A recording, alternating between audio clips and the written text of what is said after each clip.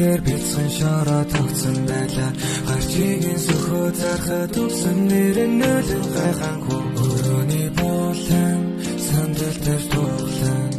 Ихнийг нь хоцсон дүүлгэр ингэж ихсэн байлаа. Намайг цасангүй эмэгтэй хүлээ суугаа. Гитара бэрэ түүний гэрлээ явах зам зураа. Тундуулах дууга бэлэн шоу тэ байсан дууга. Гатарсан өнгө бүрийн бадамтлын хаан гута.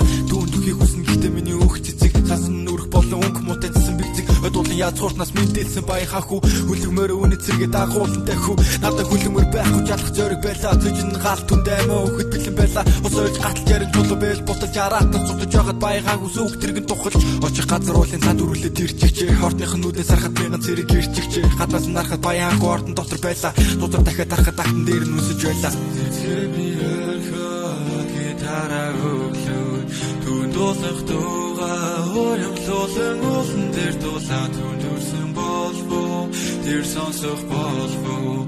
Уянлаг дуу минь үлмэс тацугасан дуслаа. Өглөөхөн түүний зүг. Явах ёстой шалтгаан минь төрхөн дуулах байсан. Айлгоо минь чиний зүг. Нисэх болсон шалтгаан минь юу өдөр гүн. Түүнийг наруулан дундаас түнд минь хинчарсан дурлан.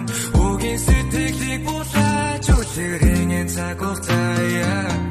Өглөөхөн түүний зүг явах ёстой хөгжин болоод. Айлгоо минь чиний зүг нисэх болсон.